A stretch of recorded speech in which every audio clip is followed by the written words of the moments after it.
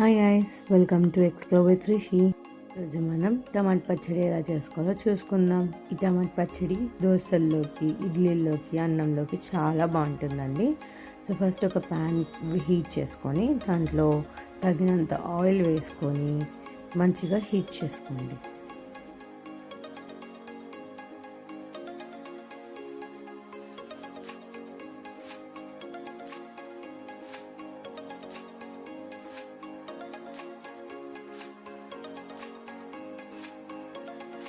మంచిగా హీట్ అయిన ప్యాన్లో పెద్ద ముక్కల టమాటా వేసుకొని మంచిగా దూరగా వేపుకోండి. నేను ఇక్కడ ఎర్ర టమాటాలు తీసుకుంటున్నాను. మీరు కూడా ఎర్ర టమాటాలు తీసుకుంటే టేస్ట్ అనేది చాలా మంచిగా వస్తుంది.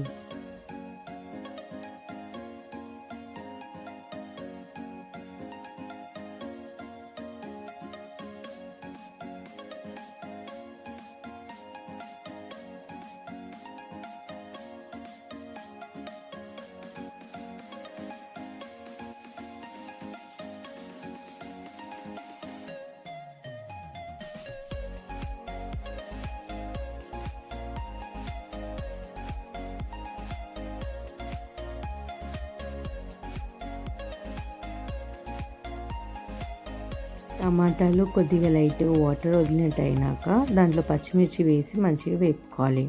ఇక్కడ పచ్చిమిర్చి కారం అన్నట్టు, కారం మనకి ఎంత కావాలనుకుంటున్నామో పచ్చిమిర్చిలు అన్నీ వేసుకోవాలన్నమాట. మనం తర్వాత మళ్ళీ కారం దీంట్లో వాడము.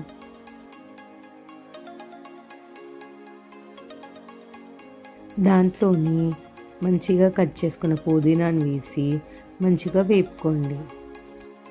ఇప్పుడు దాంట్లో పిడికెడంత చింతపండు వేసి మంచిగా వేపుకోండి.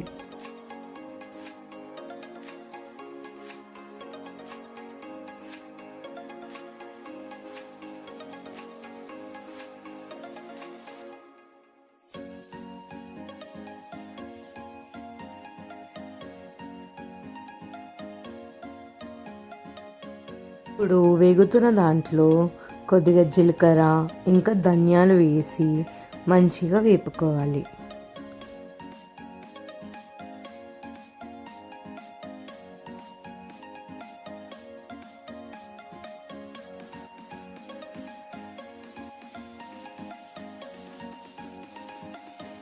దాంట్లోనే కొద్దిగా పసుపు కూడా వేసి మంచిగా కలుపుకుంటూ వేపుకోవాలి.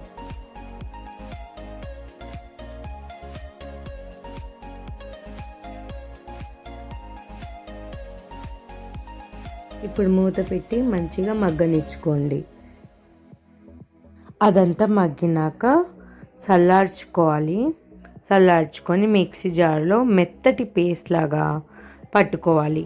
మిక్సీ జార్లో వేసాక మీకు టేస్ట్కి తగినంత ఉప్పు వేసుకొని మెత్తటి పేస్ట్ లాగా రుబ్బుకోవాలి.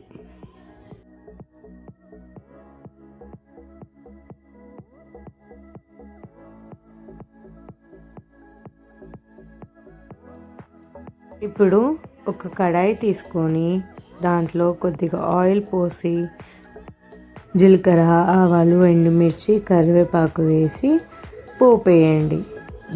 దాన్ని మంచిగా వేపుకుంటే టేస్ట్ బాగుంటుంది. ఈ పోపు వేసుకున్న దాన్ని ఇందాక నూరుకున్న పచ్చడిలో వేసి మిక్స్ చేసేసుకోండి. అంతే, మన టమాటా పచ్చడి 5 minutesలో చాలా ఈజీగా జల్దీగా రెడీ అయిపోతుంది. ఇప్పుడు నోరు బాగాలేనప్పుడు ఇలా ట్రై చేసుకొని తినండి. అప్పుడు మీకు చాలా రుచిగా నోటికి రుచి అందుతుంది. Thank you.